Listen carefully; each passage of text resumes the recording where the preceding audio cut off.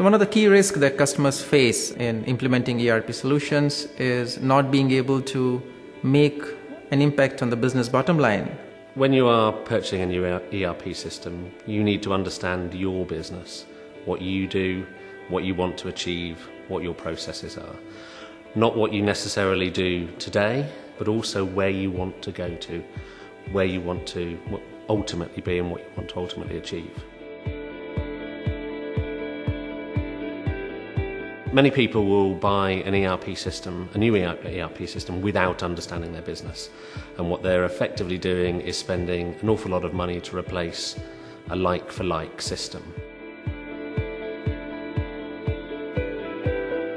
It boils down to creating a solid business case right in the beginning, being very clear as to what are the bottlenecks in the processes, what are the areas that are challenged today, and which specific areas in business need to be impacted. And this is really a blueprint that should be in place before you start thinking about the IT component of the ERP implementation.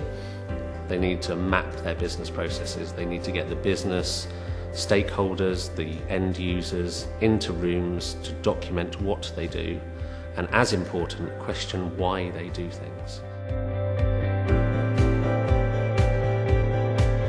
The best customers that we work with are the ones that think ahead and plan ahead and really sort of plan in optimisation stages, where together we can partner on how to then drive their business forward after that initial go live.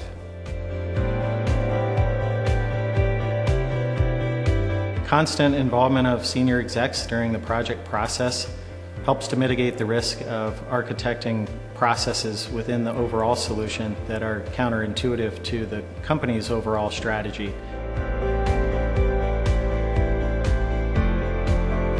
One of the big problems that we often face on projects is that when we're assembling a project team, when the customer is putting the project team together, then they often put the people that are available, the people that they can most easily spare, and not the key people, the key decision makers in the organisation that understand all the issues, understand where their weaknesses are and also where their current strengths are.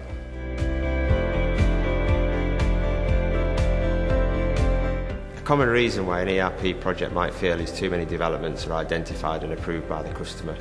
We work very strongly with our customers to try and minimise those developments, and one of the techniques you can use is to ensure that you've got strong board sponsorship about the direction of the project and you've got good buy-in from the key users about adopting a new solution.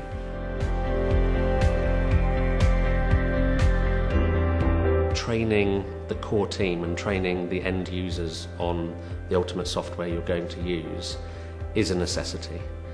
It is generally towards the end of a project, and many businesses set a go-live date, and the part that gets crushed in the timescales is the training and the end user exposed to the system. So the more investment that you can make time-wise in training ultimately leads to a better go-live.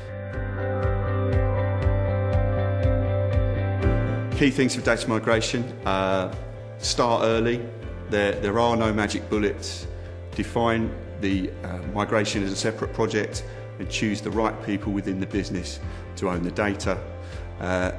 Test and test again as part of user acceptance testing, and good data management doesn't stop after go live. It's an ongoing process which needs to be defined. Choosing the right solution and the right partner for the implementation is key. Often you see people choosing solutions based on costs, or even the partner on cost as well.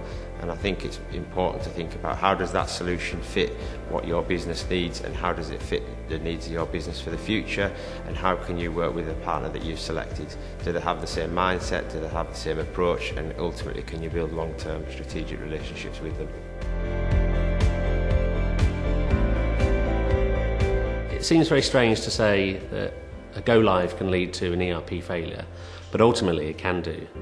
So you really need a perpetual go-live. So you need to keep reviewing what you're doing. You need to keep reviewing your business processes. You need to keep reviewing your requirements. And ultimately, if you don't keep challenging and pushing forward, you start to go backwards. There is no real standing still with ERP systems and technology. You have to keep adapting. You have to keep challenging.